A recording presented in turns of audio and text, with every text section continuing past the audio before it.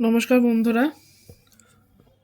এবছর বইমেলায় আমি বেশ কিছু বই কিনেছি। আজকে সেই বইগুলো সম্পর্কে কিছু বলবো তোমাদের, যাতে তোমরা বুঝতে পারো বইগুলো কি বিষয় নিয়ে। চলো শুরু করা যাক। প্রথমে হচ্ছে সেকালের কলিকাতায় যৌনাচার, মানস ভান্ডারীর লেখা। সীমাহীন অনৈতিক যৌনতার তীব্র প্রবাহ একদা ছড়িয়ে পড়েছিল কলকাতার শহরের সর্বত্র। বাবু কালচারের পর্বে তার চূড়ান্ত প্রকাশ ঘটে। সেই সব ব্যভিচার, পাপ, নষ্টামি, যৌনাচার, ভোগস্পৃহা, ধর্মীয় যৌন ভণ্ডামি প্রভৃতির তথ্যনিষ্ঠ বিবরণ তুলে ধরা হয়েছে এই গ্রন্থে। এই গ্রন্থ কলকাতা বিষয়ক গবেষণার এক অপরিহার্য অংশ।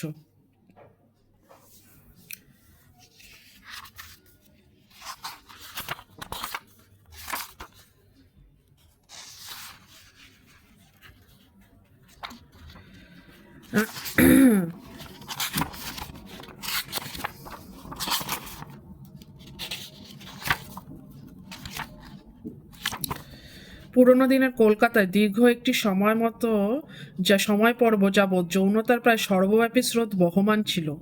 পশ্চাতে অবশ্যই ছিল অনিবার্য নানা কারণ। সমগ্র সমাজদেহ, মন এবং পরিপার্শ্বে স্বাভাবিকভাবে তার প্রবল প্রভাবের ক্রিয়াশীলতা যেন ভিন্ন এক সংস্কৃতির সৃষ্টি করেছিল। আর পতিতমনস্কতা এবং অবৈধ যৌনতার ইতিহাস তো মানব জীবনের শুরু থেকেই দ্বিধাহীন অব্যাহত রচিত হয়ে চলেছে। কলকাতা নামের শহরটিও সেই ইতিবৃত্তির একটি অংশ ধারণ করে রয়েছে। কিপলিং এই শহরটিকে বর্ণনা করে বলেছিলেন ভয়াবহ রাত্রির নগরী। বর্তমানে এই স্থানবৃত্তটি কলকাতা হয়ে ওঠার পর থেকে তার শরীরের অনুষ্ঠিত যৌনতার অনৈতিক, অবৈধ, নিন্দিত বিষয়সমূহ, এক শ্রেণীর মানুষের নষ্টামি, ভণ্ডামি ও ব্যভিচারের বিস্তৃত বিবরণ ছড়িয়ে রয়েছে অজস্র বই, পত্রপত্রিকা, রিপোর্ট প্রভৃতিতে। বর্তমান গ্রন্থ সেই সব উপাদানের আলোকে একটি সামগ্রিক চিত্র নির্মাণের প্রচেষ্টা মাত্র। উৎসাহী পাঠক এবং গবেষকদের প্রয়োজনের কথা মনে রেখে তথ্যগুলি বেশিরভাগ ক্ষেত্রে উদ্ধৃতি হিসাবে যতটা সম্ভব বিস্তারিত ব্যবহার করেছি। তাদের মূল রচনার প্রয়োজনীয় মূল্যবান অংশগুলি তাই অবিকৃত উপস্থিতি ঘটেছে বারবার।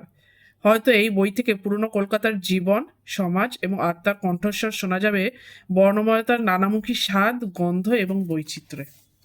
খুবই ইন্টারেস্টিং একটি সাবজেক্ট। দেখা যাক পড়ে কেমন লাগবে, আমি অবশ্যই জানাবো। এরপরটা হচ্ছে প্রাগইতিহাস, মধুশ্রী বন্দ্যোপাধ্যায়।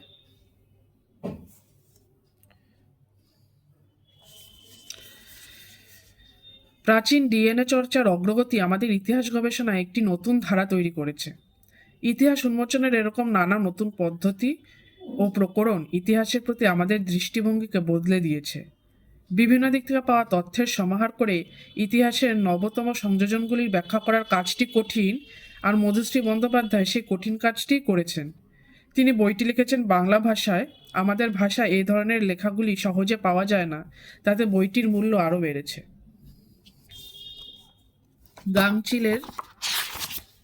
গাংচিল প্রকাশনী।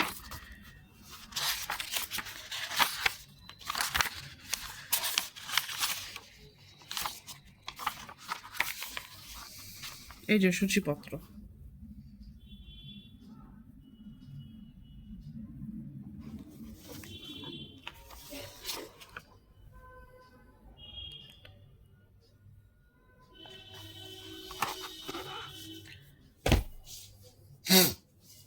এর পরের বইটি হচ্ছে চিকিৎসা ও অপচিকিৎসা, ডক্টর পার্থসারথী গুপ্ত।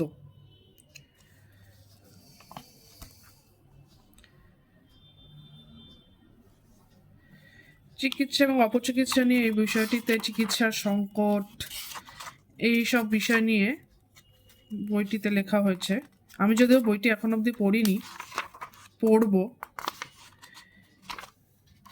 যতটুকু পড়েছি ছোট করে এখানে লেখা আছে, পড়ে ভালো লাগলো, তাই ভাবলাম বইটি নিয়ে দেখি কেমন লাগে। চিকিৎসা ও অপচিকিৎসা। এর পরের বইটি হচ্ছে বাংলার দেবতা, অপদেবতা ও লোকদেবতা, মৃগাঙ্ক চক্রবর্তী। বইটি খড়ি পাবলিকেশন।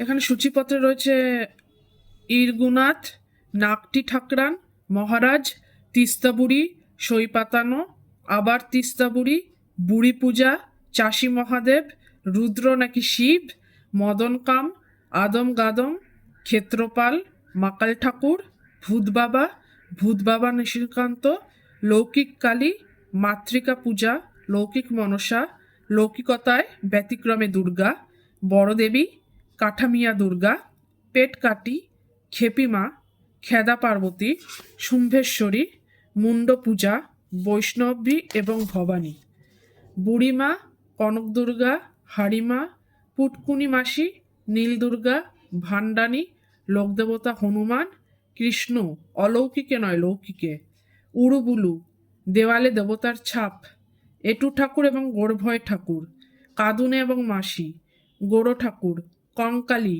অসুর পূজা, মাসান, যখা ও যখী, রাঙাধর, ভূতের আলপনা, অপদেবতা বড় শিয়াল্লা, সাঝা কুড়াহ, দিবুজ্জা সুগর আর চেলা, অপদেবতা বুড়াছা এবং শিশি, খল দেবতা, ব্যাঘ্র দেবতা।